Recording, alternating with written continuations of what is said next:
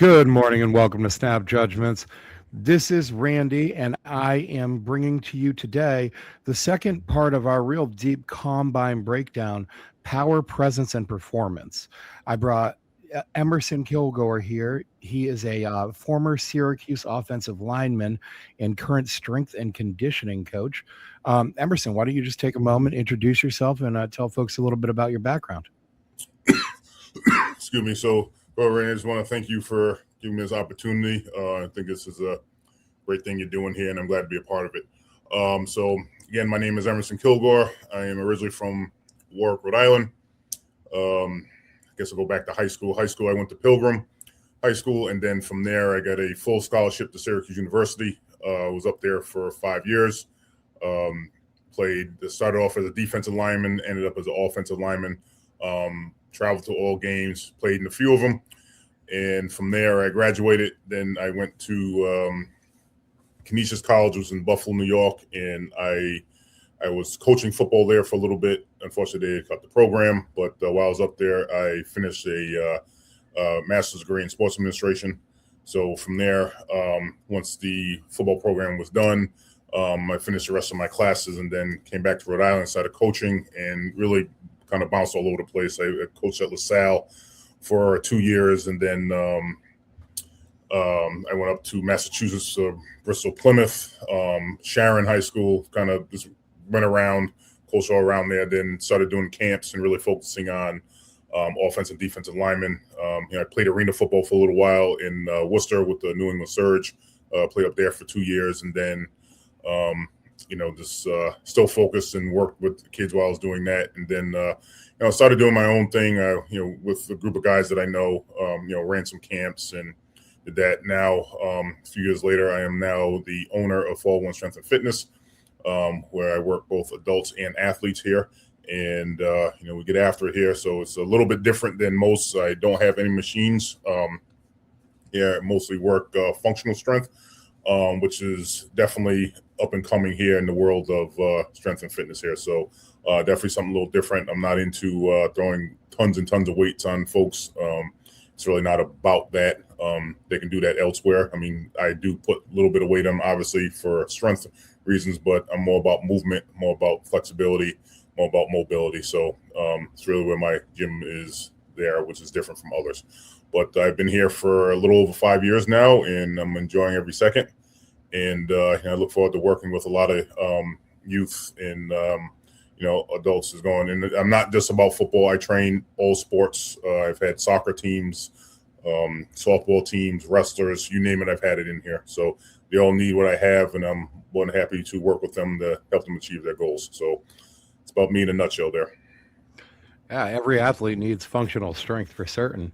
Yes. Now, you played at Syracuse. That was in the 90s, right? I was looking at your teams. Just side note, you played with Dwight Freeney? I did. And the infamous David Tyree, too. Yes, I did. Yep. Oh, goodness. All right.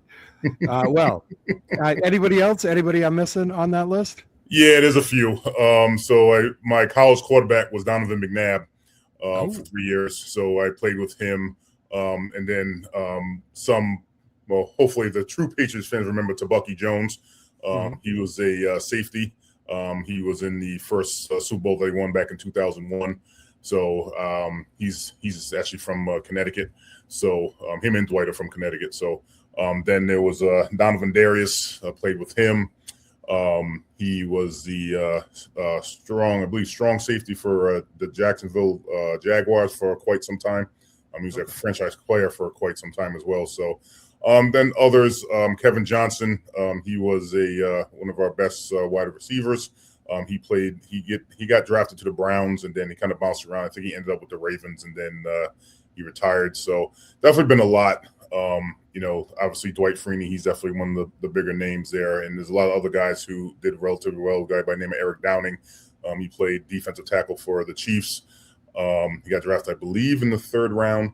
And then Will Allen, he was a corner for us. He ended up going to, I believe it was the Giants first and then Miami, if I'm not mistaken.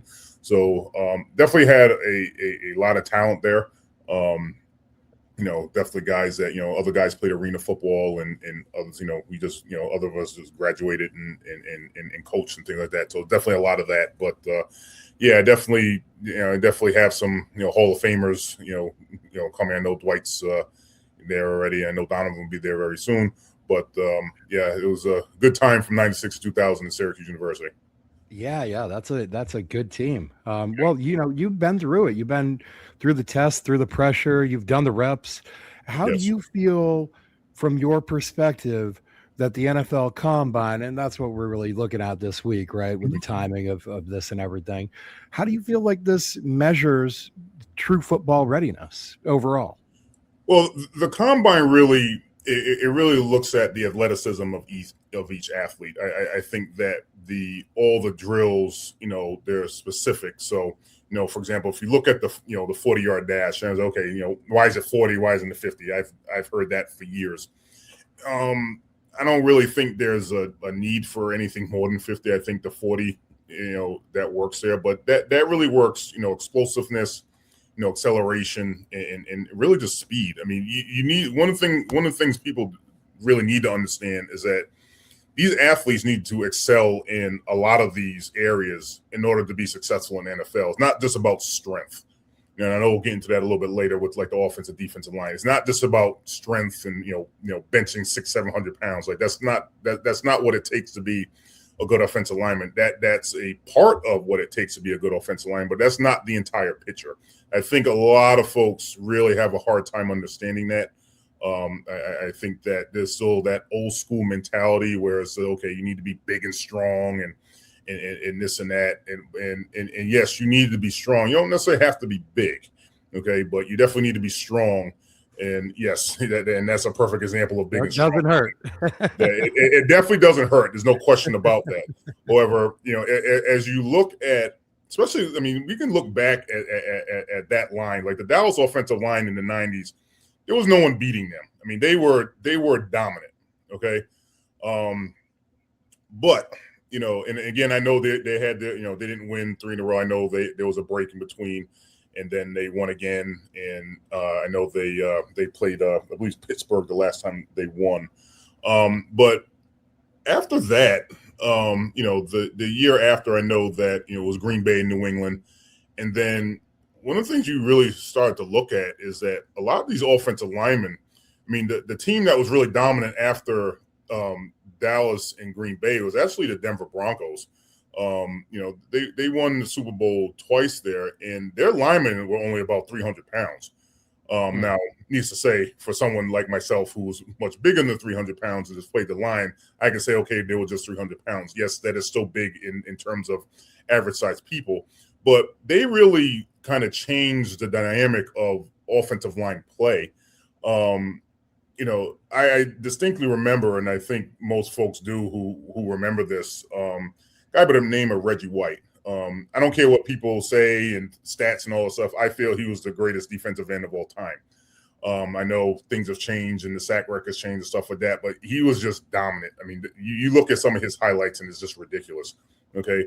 So I remember looking at him and just being in awe, even when he played with, Philly for a while and then he got to Green Bay. I mean, he just dominated that line of scrimmage. Okay. And I distinctly remember him on the sideline when they played Denver, and he had oxygen and he was out of it. That offensive line from Denver wore him out. And they were not that big, okay, for offensive linemen, average wise. Okay.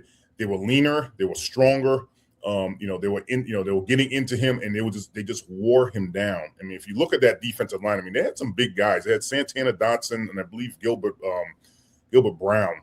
And Gilbert Brown was no small guy at all. I mean, he was definitely over 400 pounds. And yes, they had to double team him the entire time, but they just wore them down. And I just remember that. And I just remember seeing them and just, they ran a lot of zone with Terrell Davis and literally just wore them out. And that really changed the dynamic of offensive line play. And it's something that I will always remember because, yes, I was in college. And, yes, I was watching film on them in Syracuse, seeing what they're doing. So that dynamic from being the Nate Newtons and the Larry Allens, which again were dominant in their time and taking nothing away from them because you watch their film. I mean, they just destroyed people. But that really changed with Denver, and then that kind of went on. Like, yes, you get your bigger offensive linemen. Remember back in the day, Lincoln Kennedy and all those guys. And yes, they were big and they were solid. And he was mean, and he did a good job. And I definitely respect all of them, but it really changed. It's like they were really looking for offensive linemen that were leaner, that were stronger, that were more powerful, and not necessarily as heavy. And I think that it really started back then. That was the late '90s, and you kind of had your ups and downs, and big guy here, big guy here. Even with defensive linemen, they wanted them a little big. I remember, if you all remember Tony Saragusa. I mean, he was enormous. I remember seeing also when I went to Buffalo, I remember seeing Ted Washington. Okay, who was like literally, I don't know how he fit through some doors. I mean, this guy was a big guy, and I remember that, wanting to nose that, commands a double team, which in a lot of defenses, that's what you need to do, especially if you're running a 3-4. That's definitely the case. But, definitely started thinning folks out after that cycle of big guys. And then you look at the NFL now, yes, there are some big guys, okay, but they're not sloppy. It's not like it was back in the day. They're leaner, they're stronger, right, and they're much more agile, and they're faster. And that's really the key right now. Like it's not really about size anymore. Like, if you have size, you better be able to move with it.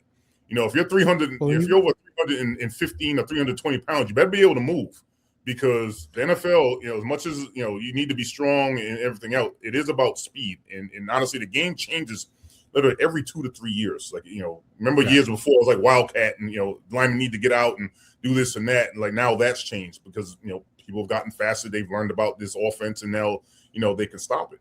It really, like, football evolves constantly, and with that is the way they train these players, and it's not old school. It's not this old school stuff. I'll get into that in a little bit, but I mean, it's really.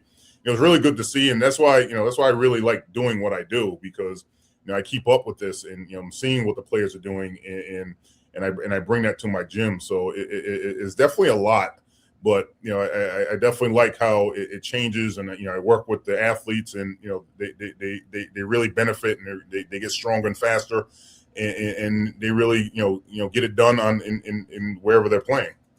Yeah, I mean, we see it with the new prospects at the combine today, guys like Monroe Freeling, Max Ihenacor, who both have basketball backgrounds, a soccer background for Max. They're big, but they're very athletic and very quick. And, often kind of a little bit thinner framed than we used to see these guys. So in this day and age, just kind of going through, piece by piece of the combine, what does the bench press rep thing really tell us these days? Does it tell us anything useful? How many times you can rep 225 pounds? I mean, the 225. I mean, that's kind of been the standard. That's. I mean, I think in the world of that, it's kind of like, okay, this is what we do. But I mean, the 225 is a test of upper body strength, which honestly every athlete in the NFL needs, and it's a test of endurance, where you're banging for 4 quarters. Like, they need to know that, okay, you're strong enough to deal with 4 quarters worth of work. I mean, does the 225 tell you, okay, he's going to be able to do that for 4 quarters? I would say no, it doesn't. I mean, it's more of a true test of upper body strength. Okay, but again, I think it's needed. I think it also shows you how much these players are actually working. If someone's telling me that, oh, I need to do X, Y, and Z, then I need to do X, Y, and Z. I need to work on that. I mean, I distinctly remember, this is going back a few years, when I was at Syracuse, where we did the 225 test, and I told myself that I wanted to win it. So I literally worked at it after every single Monday, universal bench day, after every workout, I did the 225. And then, even when I was, okay, it was like explosive day when I was just doing cleans and stuff like that, I just got on the bench and just did it. And, I did the most that year.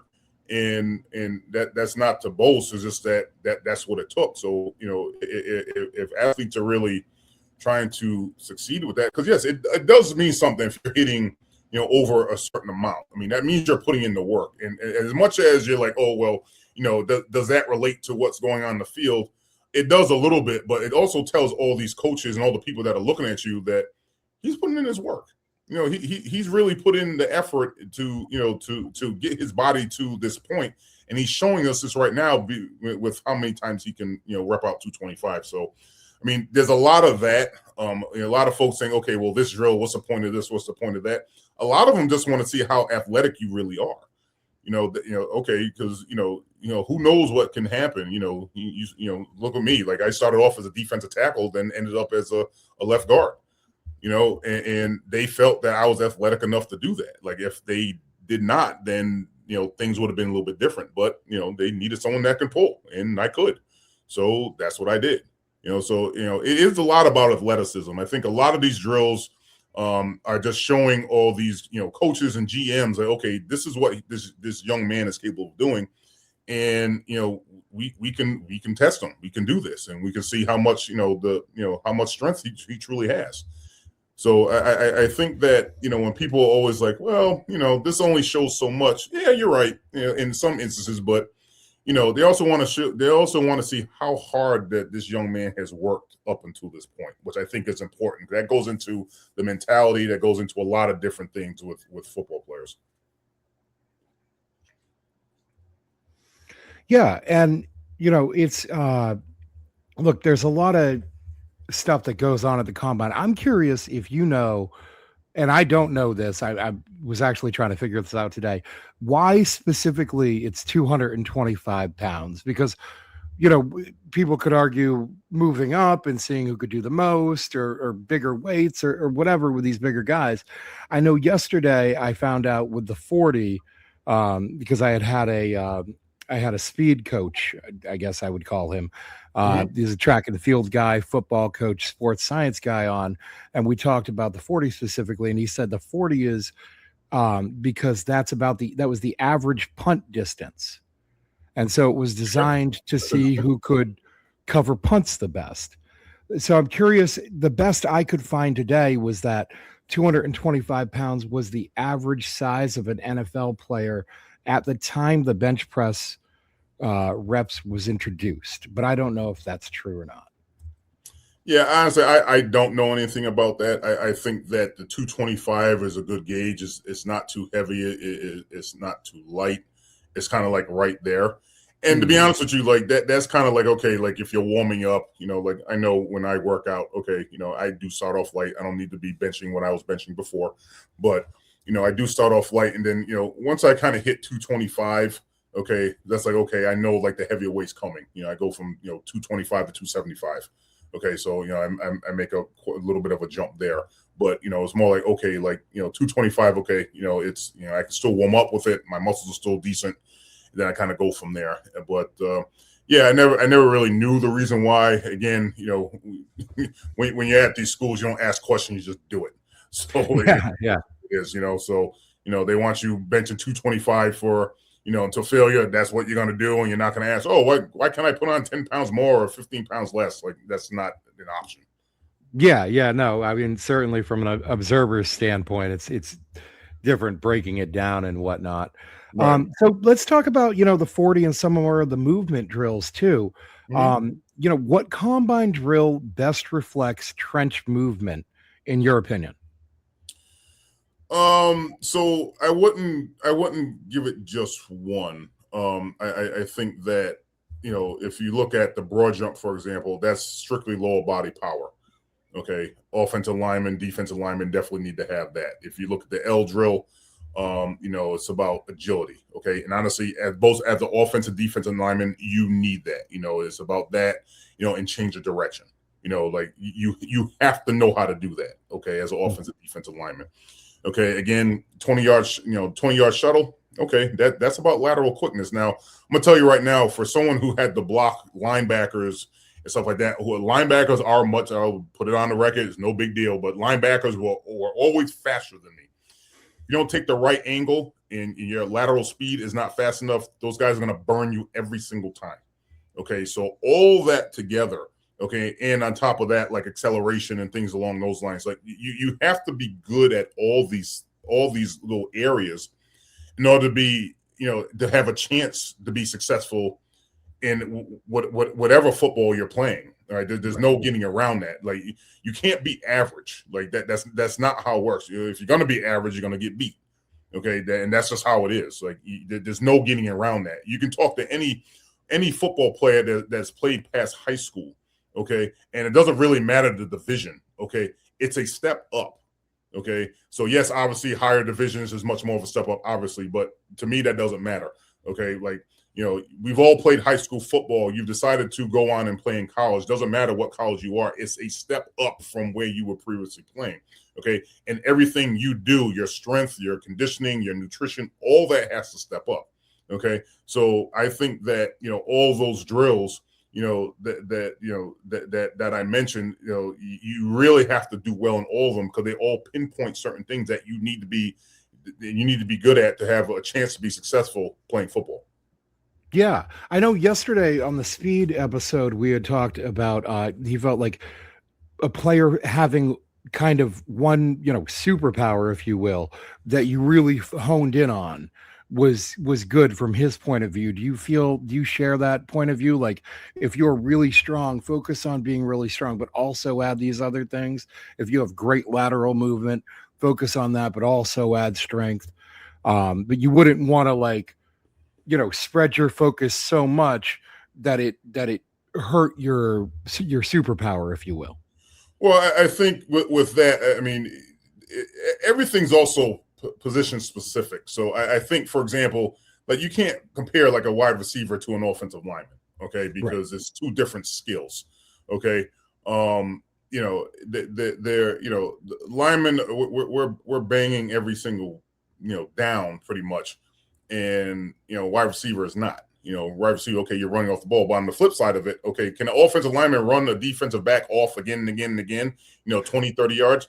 The answer is no. I'm going to tell you that right now. Yes, these linemen are fast and quick and all the other good stuff. And, the first maybe, if a lineman had to do it 30 times, okay, he'll give him benefit of the doubt. Maybe 10 or 12 times he'll be decent. But then he's going to start to throttle down, okay? And on the flip side, okay, you tell a wide receiver to get in the trenches and start, driving people off the ball. He's gonna do it for a little bit. I'm gonna give him credit where credit is due, but you're not gonna do it for 50, 60 plays. He's just not gonna do it. Why? Because he's not built to. I'm not built to run 85, 90 yards. I am not. I'll be the first one to tell you. Okay. But and on the flip side of that, the wide receiver is not built to drive people off the ball again and again and again. So, it really is, again, when we're on goal line, okay, usually it's two tight ends. Okay, most of the time. Yes, you'll have a receiver every once in a while, but 4th and 1, on the 2-inch line. Okay, guess what? Tight ends are going in. We're going, we're going to go heavy set and off for goal. There's no wide receivers on the field. Why? Because they're not built for that. Right. The tight ends are built for that. That's the next step up from wide receiver. Okay, they're bigger receivers. Okay, they're much, well, I won't say much slower, but they're a little bit slower than receivers, but they have the ability to block. Okay, right. So wide receivers do not. I mean, yes, wide receivers do block on the perimeter. Let's put that in the open too. Don't want to completely disrespect wide receivers. A lot of them do a good job of blocking perimeter when it comes to sweeps and jet sweeps and all that good stuff, and they do their thing. Okay, but consistently, okay, they wouldn't be able to do that. So, well, I mean, I guess I mean, like, if you're a lineman who your specialty is to be able to get out and move, and you move very well. Your lateral movement is quick. Mm-hmm. You get out to the second level and run blocking and so forth, but maybe you lack in strength. Do you think it's more important to kind of like focus on the thing that you do well? Because adding more pounds or adding more weight or adding more bulk, more muscle, more strength, could cost you on the movement side. So I think the answer to that is I will continue to build on my strength and I'd work on my weaknesses. I think that you can't just focus on what you're really good at because they're not just looking at that. Right. They're not just looking at the fact that you bench over 600 pounds. That's great. There's I mean, believe me, that's really high numbers. Okay. And there's nothing wrong with that. But you need to bring more to the table than just, okay, I bench 600 pounds and and this and that. Like I think that's where a lot of athletes, a lot of up and coming athletes get it wrong. Okay, I'm fast. That's great. Okay, but are you strong? Like these especially if you go down to especially the college ranks here. Okay, these college coaches are really looking for athletes.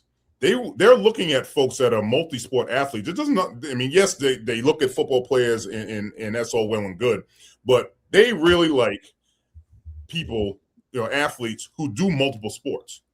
And I will be completely honest with you. Okay, there was one thing that really stood out to me is both the head coach of Syracuse at the time, who was Paul Pasqualoni, and the defensive line coach at the time, who was Ed Ogeron. Okay, they both told me, Emerson, one of the main reasons why we recruited you is because you did multiple sports. Yeah, you did well in football, and that's great. But you also wrestled and you also threw the shot. Okay, so that tells me that that's the wrestling background in the trenches. Right. So when they told me that, and that always stuck with me. Ed Ogeron told me that at Pilgrim High School when they had a clinic there. He's like, Emerson, that's the reason why we recruited you, because we knew you are an athlete. You're not just a football player. You're an athlete. And that's really where a lot of these kids get it wrong. Like, I encourage all the athletes in here. Like, if you're planning on going to college, do multiple sports. I was All-State in football, and I was a 2-time All-Stater in wrestling, and I was one of the top shot putters in New England. Okay, they saw that. They saw it wasn't just about football with me. They know, okay, I can move my feet, I can lose weight. Okay, I'm explosive. Okay, that's what they were looking for. They saw that on film, but they also saw it in different realms, and that's what they were really happy about. So, going back to the original premise here, is like, yes, you can be good. Okay, yes, you can be a great football player, and that's all well and good. But you do need to work on other things. There's things within your world of football that you need to work on. Okay, if you're fast, okay, work on strength. Okay, if you're strong, work on speed. Okay, it's really as simple as that. Well, and I think at the end of the day in the NFL, they're really gonna hone in on your weaknesses, find the chinks in your armor, and aim for them every time, over and over and over again. And I think at the end of the day, kind of also what we're saying, is like, strength is really nothing without the ability to express it quickly, and muscles aren't much without the ability to move them. Correct. So going to your heading, turning this in towards your program at your gym there, are there drills that you run in your own program that you feel like the combine overlooks that maybe would be a better measurement of strength and readiness for football at the next level? So I think that the NFL combine is, their thing is kind of set in stone. This is what they're looking for, and this is what they want. I don't know if anyone could really challenge that. I mean, I guess they could, but I think it would fall on deaf ears.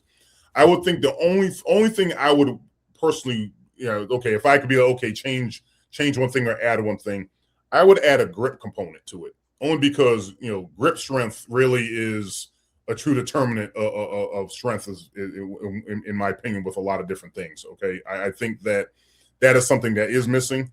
I mean, especially offensive, defensive line wise. Like, you start getting hand control, inside control here. It's a wrap. I don't care how strong and fast and whatever you are. Inside hand placement wins all the time, and that is a football saying. Okay, inside hand placement wins. And if you have the grip, and and honestly, and let's all be honest, everything starts with your feet. Okay, like let's just be completely honest here. Like, everything starts with your feet, and then it comes up. Okay, but if your grip is strong and you're locked in like this, and you're pass blocking, and he's not going anywhere. That grip is strong, the legs are strong, the core is strong, which is something that another thing I would say needed to be added to the combine, something to do with core strength, because it connects top to bottom. But that's something that is usually neglected. We're not talking about people getting six packs and all other stuff. We're talking about pure strength. Okay, your core needs to be strong to deal with everything you're dealing with right here in football, and that's every position. That not just offensive, defensive line. So I think those would be the two things I would add. I think everything else would be, is needed. I think we look at the broad jump, we look at the vert. Again, lower body explosion. The coaches need to see that. They need to see, okay, this athlete is strong enough. He's getting his body up there. He has the power. He has the ability to produce the force needed to do X, Y, and Z, which is crucial in NFL. So I would just add those two, and I would be done with that. Yeah, I couldn't agree more. I know you and I have spoken in the past about hand strength and how important that is. Not just, I mean, look, I'm one of these old school guys who I believe, you learn everything you need to know about a man when you shake his hand, number one. Correct. Right. But number two, they don't do any sort of measurement of this in the combine process beyond actually measuring, from the thumb to the tip of the pinky. And that's not necessarily everything. That's Right. just the size of the hand. You can have a very big hand and not have a strong hand. Right. And so I wonder, do you know of any actual measurement techniques for hand strength or measurement tests, I guess, for hand strength? Well, they have like, for lack of a better word, like the grip measurement. Like literally, you sit there and squeeze it, and then it registers how much pressure is on. I mean, they could do something like that. Core would be a little bit different. I would just, there's multiple moves they could use for that. Holding planks. How many sit-ups you can do. Things along those lines they could possibly do. I would say that would be the best thing for them to do, because again, core is always neglected.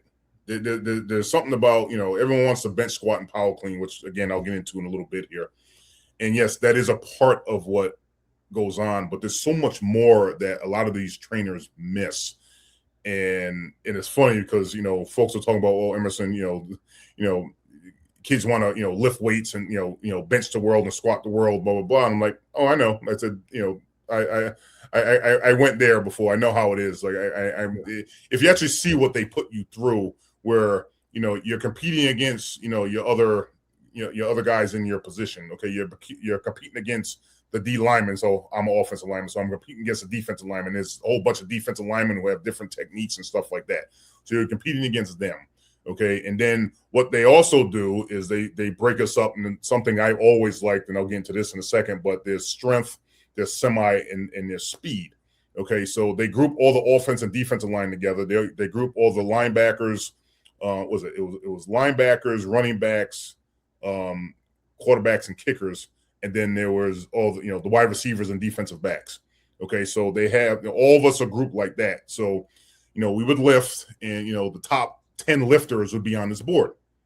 Now, needless to say, you're competitive. You have testosterone flying out your ears. You want to be at least on the board. Yeah. Okay, so that means if you want to be on the board, that means your butt got to work. Because guess what? Everyone's strong in Division I. Let me be the first to tell you. Okay, everyone's strong. Everyone's fast. Once you get out of high school, you realize that quick. Okay, like, yep.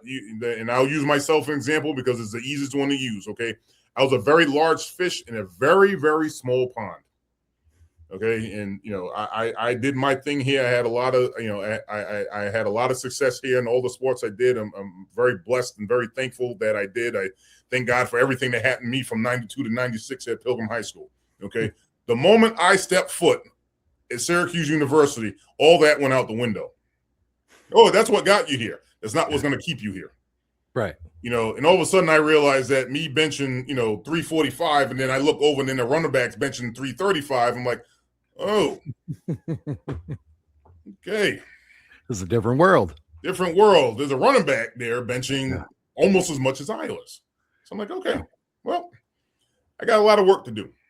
Okay, so that's really how it is there with all that. And like you got to really mesh all that together.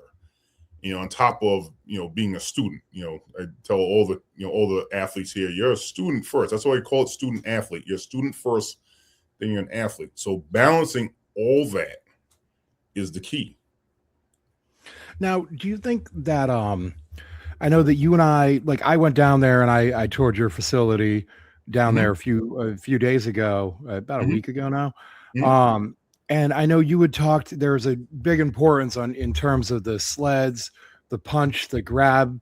Mhm. Is there any sort of testing at the combine that you feel like simulates the proper punch techniques and punch timings and so forth that you need on the line?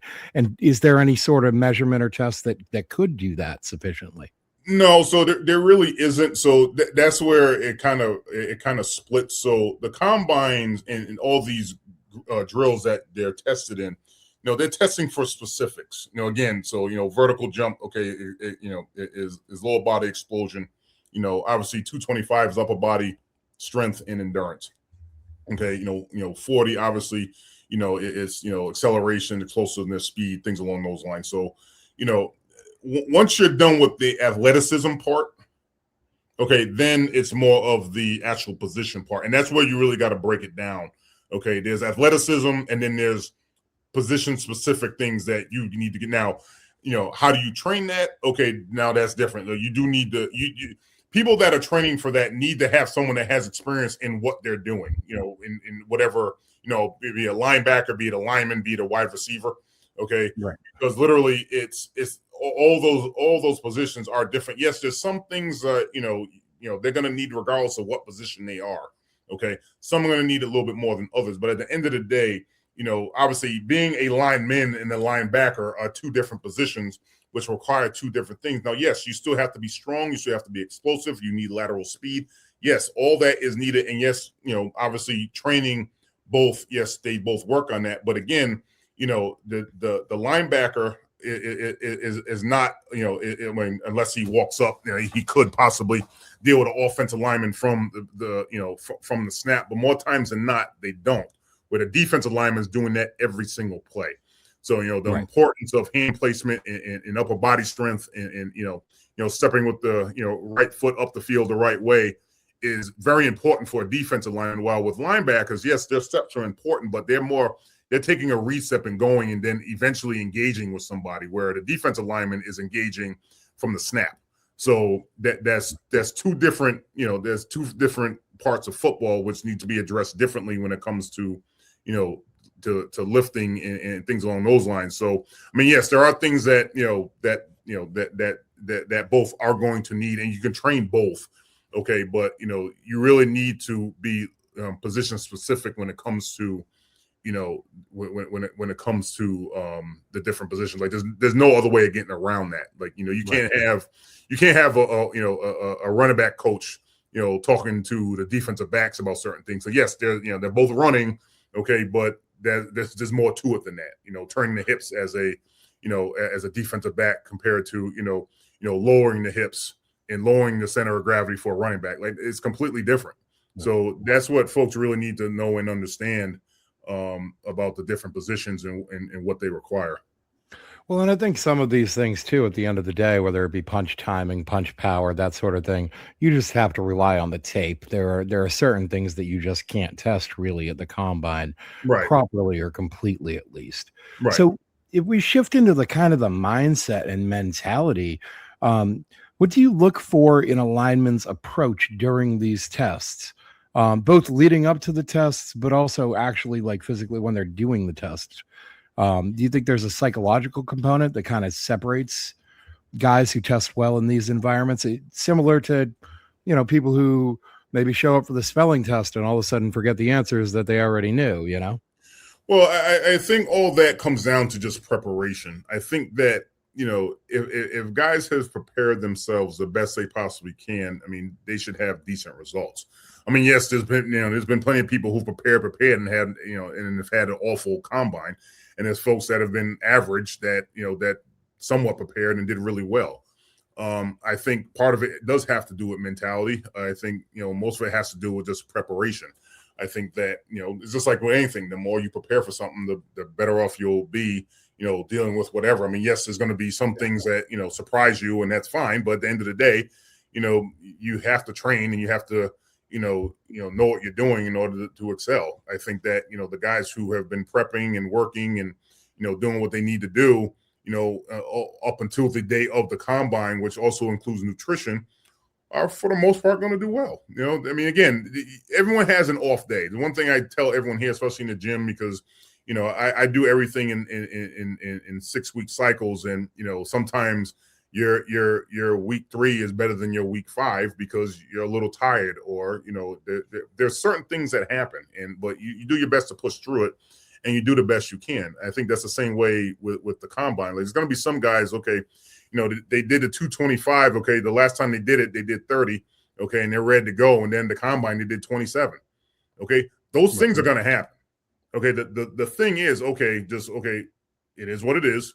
Okay, don't let that affect you for the next drill you got to go to, and just do your best at the next drill. It's like it's always going to be a little bit of disappointment at times. It's happened to me a few times where I've trained and worked out, and I finally get to the day, and I'm not quite where I want to be, but I'm better than where I was. So you kind of have to have that mentality. So that's where the psychology comes in a little bit. That okay, you might have a great day, you might not, but you got to keep moving forward.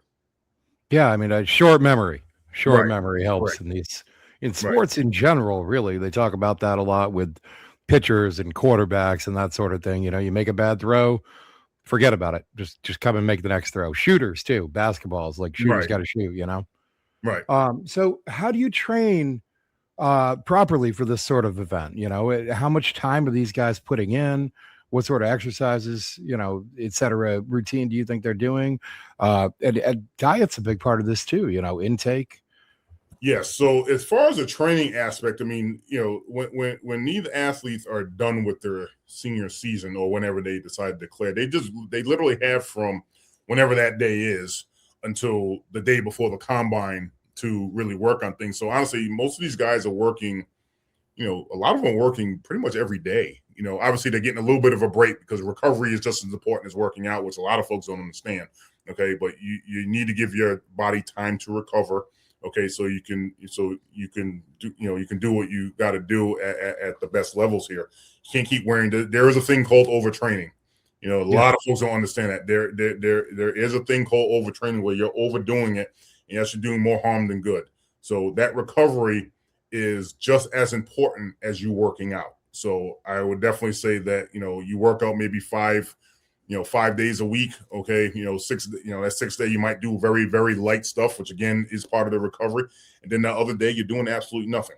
Okay. You're eating right. You're doing what you need to do there. So, I think that, all those drills, and all the times that these guys need. I mean, I do know, like, for example, like, I know lineman will do is, okay, if he can do the 225 30 times, okay, he might not do that as much during the week, but he needs to work on his speed, which he'll do more during the week. So it's kind of that balance of, okay, I'm good here. And, or you have a certain goal, like, okay, the one who benched, 225 30 times, okay, I want to get to 34 by the time the combine goes, and then you work at that. Okay. But I really need to work on speed more and lateral speed more because I'm a bigger guy and I'm maybe a step or two slower than I want.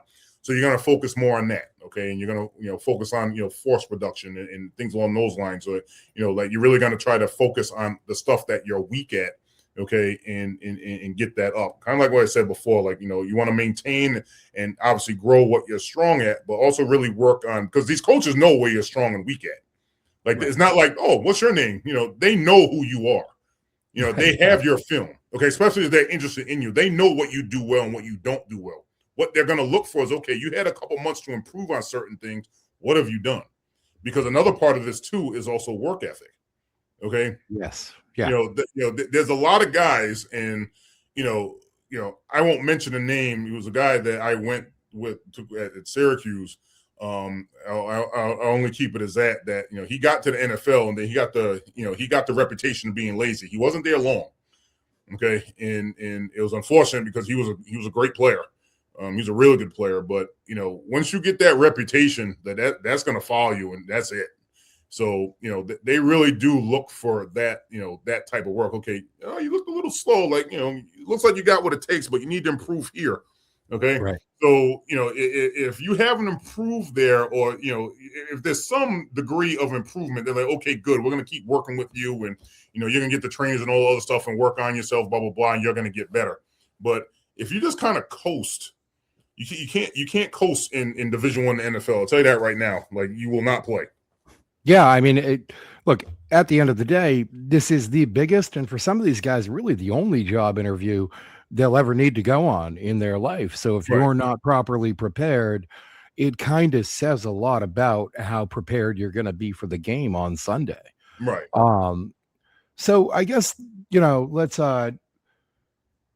just talk about where do you think weight room strength shows up best on the field, and where does it not show up too? Where do you in the actual game itself? So the the strength is kind of on a spectrum. Okay, it's not really like, when people see strength, okay, they kind of look, they kind of go back in the day where, guys are lifting all this weight and all this and that. Okay, and you look at this, like, for example, the strongman competition where they're lifting, the Atlas, the cement Atlas balls, 2, 3, 4, 500 pounds of cement, and it's something that's a lot of strength. Okay, ask them to do that for 4 quarters. They're not going to be able to do it. And no disrespect to them, those guys are strong. That they do their thing, but it's a different type of strength. Okay, so when you talk about strength on the football field, it's the amount of reps, the amount of time you need to work, okay, is going to be different. It's you really need to focus on the duration, okay, not just the first and second quarter. And that's where, honestly, if I could talk to some of the coaches here in this state when it comes to that, that's one of the big things that I would talk to them about. And I can get into the fact that, when I bring athletes in here, I'm training athletes. I'm not training bodybuilders. And honestly, that's the biggest thing I would say to all these coaches up here. Like, oh, you should be benching, squatting, and power cleaning. Is that a part of what needs to get done? Absolutely. There's no question about that. Okay, but there's more to it than that. And that's the problem I have with a lot of the coaches around here. I mean, people have literally told my clients that Emerson doesn't know what he's doing. And I've simply told the client that, okay, if he has a question or an issue of what I'm doing, he can come talk to me. Okay, but I work in the realm of functional strength, okay, with a touch of, regular strength, for lack of a better word. Okay, because I personally feel that you need to be able to move. You need to be mobile. You need to be agile. And, just doing what bodybuilders do. You can put a bodybuilder on the football field, they would get annihilated. It's not even a question. Okay. They would do good for a couple series here and there, but guess what? They're not training for that. So with that being said, why would you train a football player to train like a bodybuilder? That is the $100,000 question that I have for every single coach that sat here and has questioned me about what I'm doing and how I'm doing it. Yes, there's certain aspects of that they definitely need. There's no question about that, and that does happen here. However, when you talk about, for example, and I'll keep going with linemen, okay, like, lower body strength. Okay, one of the things, and this isn't really a trade secret, but I'll just say it anyway, okay, a lot of these linemen, okay, they squat, and that's great, but how many times are their feet square and they're pushing off? They're usually pushing off with one leg. So why would you train two when it comes to that? Okay. And again, do they need to squat? Absolutely. There's no question about that. Okay. But they need to be doing other forms of squats, single leg squats. Okay. Things along those lines. I mean, other thing I get into, I use a lot of kettlebells here, which is much different than what other folks use. Why? It's a different type of strength. And believe me, I've already put student athletes through that, and they've gotten much stronger, much quicker. Okay, it's a different way of doing things. It's a different range of motion. Okay, there's a lot of things that they need to do in order to maintain strength and mobility. And no, I said mobility and not just strength. And that's the problem with a lot of these guys. Now, yes, I know the first thing that people tell me is like, oh, well, why aren't they doing this in college and the NFL? And I'm like, actually, they are. I said, you have your strength and conditioning coaches that do certain things, but a lot of these guys have other trainers, and they're doing more of the functional strength now. Not really doing, okay, what this is a perfect example. What sense does it make now? You have right up here, I believe this is the Raiders training facility. Yeah, just a bunch of weight rooms that I found pictures of online. And my point of saying that is, so obviously it's the Raiders, the NFL team, they spent millions of dollars with this facility. It looks great, blah, blah, blah. But what is the point of a football player going here, doing bench, doing squat, doing power cleans, and going to another trainer and doing the exact same thing? What's the point of doing that? They can get that done in the Raiders workout room here. Okay, when you have these private trainers, okay, when you have all these folks that they all these athletes pay them, okay, they work on specific things. I work on functional strength, okay, I work on their ability to open their hips so they can explode. Okay, I work on single leg strength. Okay, I work on core strength a lot. I work on single arm strength a lot. Why? Because that's the stuff that's going to be needed in order to be successful. Okay, Yeah. I work core a lot. Why? Because again, it connects top to bottom. Well, Okay, and do you think that there's a connection between folks who really focus on maxing out certain things? So and injuries and that sort of thing, longevity. One thing that I had noticed when I was researching for this episode was some of the strongest NFL players. I was going down the list, and one of those guys was mentioned was Nick Chubb. You wouldn't think about that because he's a running back, but he had squatted like 675, and he's 230 pounds, which right. that's a pretty solid number. And I Yes. noticed that that was in 2022. In hmm 2023, his knee broke, and he just hasn't Right. been the same since. Right. Do you think that there's a correlation between needing to push these boundaries, whether it be with the bench, the squat, whatever it is, and just how your joints are able to, the long lasting impact on your joints and the rest of your body? Well, I think there's a way that you can train. I mean, your joints are going to get beat up when you're putting weight on them. I mean, yes, the stronger you get, the more weight you can push and the more pressure it is on your joints. I mean, yes, can you train differently, for joint sparing moves? The answer is yes, you can.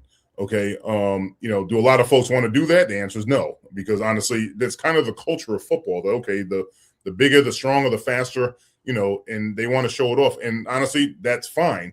But honestly, once their career is over, okay, that's where they really need to start focusing on those things, because if you're still kind of lifting like that, and again, we've all done it. Okay, when I was when I was squatting, I remember I was squatting 500 something pounds of Canisius, and kids out there just looking at like, coach, holy crap, and I was like, what? And they're like, that's a lot of weight. I'm like, you're right. And it's like none of them can do that. And again, I'm not bragging on myself, but that's what you had to do. And again, it is tough, but I think once that is done, okay, once your career is over, that's when you got to start focusing on joints, and keeping joints, keeping cartilage, because if not, you're going to have to get knee replacements, soldier surgeries, things like that, because you've beat your body up. Now, most folks don't have regrets. That's what they wanted to do. But I mean, there's a way to preserve your body once you're done playing, eating right, not, staying off the drugs and all the other good stuff. There are ways of doing this. It's been proven. There's plenty of athletes that are, they've lost a lot of weight and they're healthy and everything's good. But you got to be disciplined, though. And that's where, you make all this money, you want to live this wild life, and things kind of, go a different direction. And all of a sudden, you're limping at age 35. It's something that you just have to be disciplined about it. There's really no other way of getting around it. Yeah, I mean that was something I was thinking about too. Is you see a lot of these athletes. I've got Vince Wilfork pictured up there at his Mhm. Patriots Hall of Fame ceremony, looking svelte. Okay, this guy he has dropped a lot of weight, and you see a lot of these ex linemen that tend to do that. They come out, and it's clear they've been carrying that bulk for their career, and they want to get kind of more healthy now. Right. So, listen. In closing, we got to wrap this up and let you go. I know, but Mhm. for the fans watching the combine this weekend, how should they rethink what strength looks like? How should they look at this combine and say, "Oh man, that's a strong guy I want in the trenches"? So I think they need to look at it from the athletic perspective and not the bodybuilding perspective. I think that's a huge um, discrepancy that folks have. And again, it's just over the years, like, you go back to guys like Arnold Schwarzenegger and all those stuff, and they're lifting, and, they're very muscular and they look really good. And it's like, oh, well, that's strength, and people got to realize there's different types of strength. And there's the bodybuilding strength where, okay, you're lifting a lot of weights and, you're doing it for 2 or 3 reps or whatever it may be. And then there's athletes who need to endure for 4 quarters. That bodybuilding strength is only going to get you so far when it comes to being an athlete. Okay. So I think they really need to put on, a different set of glasses when it comes to that and realize that, okay, these athletes are training for a game that lasts 4 quarters and they're going against guys their size and bigger. Okay. And they need to move them out of the way and all this other stuff. It takes more than just benching 500 or 600 pounds. Okay. To do so. I mean, you have to do that for the entire game. Again, I show this all the time to parents here. You can do this one time and call it done, but you're not going to play one play and then be, okay, I'm good. Okay, you're constantly doing this, okay, for the bulk of the game. So there needs to be an endurance factor with this as well. So it's a combination of everything. It's not just one. And I think that's really where people have to understand it. It's not just the brute strength of, benching 600 pounds once and calling it done. It's that, that longer, endurance and being an athlete and really doing that and doing it consistently for the time that they're in the game. I think that's the most important thing that folks need to understand about this is that it's not just about, okay, yes, he benches a lot, he squats a lot. Okay, can they do that for 4 quarters? Can he consistently run that fast again and again and again when the coach asks him to do it? That's really the key. And honestly, you only find that out once you get into practice in the game, because again, there's a lot of things outside of this, okay, running and running routes that pertain to football. I think there's this, there's too many times where, people just think, okay, he's fast, he's going to catch the ball. Well, guess what? The guy that's covering him is fast too. So, you really need to work on that. There's a lot of things in that. But I think overall that people need to look at is that, these are athletes, these aren't bodybuilders, and, all those drills that we talked about before are crucial to what is needed to be successful in the NFL. Well, I mean, I think that we've kind of come up with 3 key things that aren't really measured at the combine, but are incredibly important to a good football player and a strong football player on the field. And that is core strength. We talked about grip strength earlier, which is incredibly important, regardless of what position or sport you're playing, honestly. Right. And then thirdly, your stamina, which, right. I mean, that is certainly not something that's necessarily measured. I'm not even sure how you could measure it. So I think that's definitely, 3 things that the combine is lacking. So let's end this off with, what's one myth about lineman strength that you would love to kill forever? You never have to hear it again. That linemen are big, strong, but they're slow. I can't stand that. I challenge anyone, and this is going to sound crazy, to put weights on their body so they can be just 300 pounds. Just an average guy that's maybe 230, okay? Put 70 pounds of weights, put 75 pounds of weight, so he's 305, okay? And then go run a 40 and see how that is. And see how much strength it takes for you to run the 40 in a decent time. So when people sit there and tell you that linemen are slow, linemen are this, linemen are that, I'm like, no, they're not. You carry 300 something pounds and you run. I mean, my fastest time was a 4.92. I was 305. Okay. I was moving. Okay. Yes, there are guys that run a lot faster. This was back in 1998 and it's all well and good. But to move that amount of mass that fast within that amount of time is pretty good. Okay. That's not slow. So I would say that the myth of linemen being strong, big, but slow it should be, it should be done. That's just not, it doesn't work like that. You can't be slow and play in the NFL. It just doesn't work like that. Okay. All right. Well, that makes sense. Yeah, I agree 100%.